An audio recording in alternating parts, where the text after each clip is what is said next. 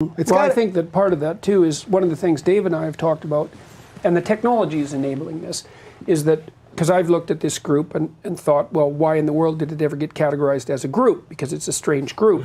And there's some reasons.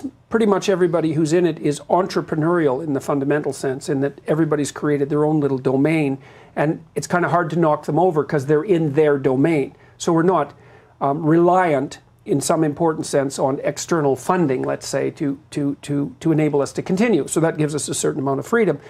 But another part of it is that, as far as I can tell, everybody who's participated believes that their audience is intelligent. And I think that that's also a reflection of that. It's not lack of intellectual self-confidence. It is lack of commitment to your set of ideas, like as if they're axiomatically true. But that spills over to the attitude towards the audience. Like, I don't feel that I'm there to tell my audience a bunch of things that they need to know that I already know.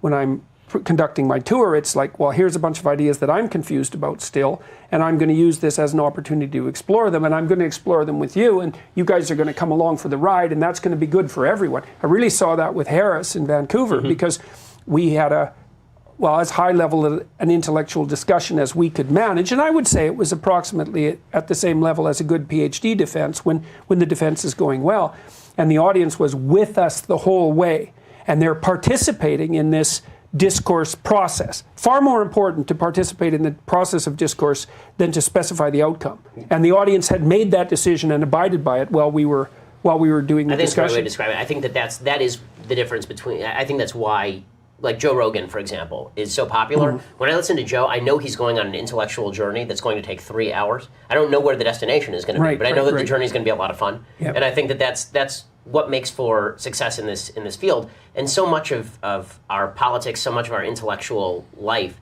has become what you're talking about, standing on a stage and people yelling at you what you ought to think. If you're a good person. Right. Right, that's what it really exactly. is. And it's no fun. I mean, it's a lot more Joe fun. does the same thing that great authors do. It's like a distinction between Dostoevsky and Ayn Rand. It's like, you know where Rand is going to end right from the beginning. Whereas if you read a Dostoevsky novel, you have no damn idea where that's going to come out, and neither did he. So he was exploring the ideas and formulating them as he went along, and that's true art, and that is what Rogan does, is that and he's very good at that because he's a smart guy who isn't afraid of the fact that there's a whole bunch of things he doesn't know. And so he can lead people on that journey, and the journey is more important than, to use a terrible cliche, the journey is more important than the destination. Well, I think I'm eager to use the tiny time we have to get on to other points, but the one thing I would add, which is a dangerous idea, is that I think there is a concept of good diversity and bad diversity, which is not understood in the general population. Good diversity is when you have a collection of people with different ideas and they're somehow complementing each other and checking each other, and people are backing down and seeing things that they wouldn't have seen because you're walking around the elephant from all the different sides and seeing all the different components. Bad diversity is something like two people grow up in different countries. One drives on the left side of the road, one drives on the right side of the road, and the idea is that you decide that everybody should be able to drive on the same side of the road that they grew up on.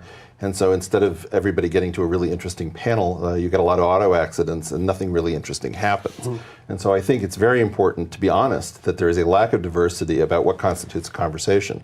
And I think that that's a very troubling thing because there's no precedent for discussing bad diversity at the moment, which is I would much rather listen to two theologians talking and building up some high structure and two atheist astrophysicists talking about the same thing than having two conversations of an atheist and an astrophysicist where each of them keeps tearing down each other's starting assumptions and you come back 8 hours later and nothing has been achieved. But does that kind of explain your success in a way? Because probably 4 years ago when conservatives were basically only talking to conservatives, the way the left seems to only be talking to itself these days, you started doing a little of this, and I would venture to guess that you probably, in a way, feel more comfortable with this crew who you disagree with on a gajillion things than probably when you're hanging out with just a bunch of conservatives that you're like, yeah, we all agree on this stuff. And well, I think I'm certainly more interested. I mean, I think that the idea that the fun conversations are the ones where you're surprised.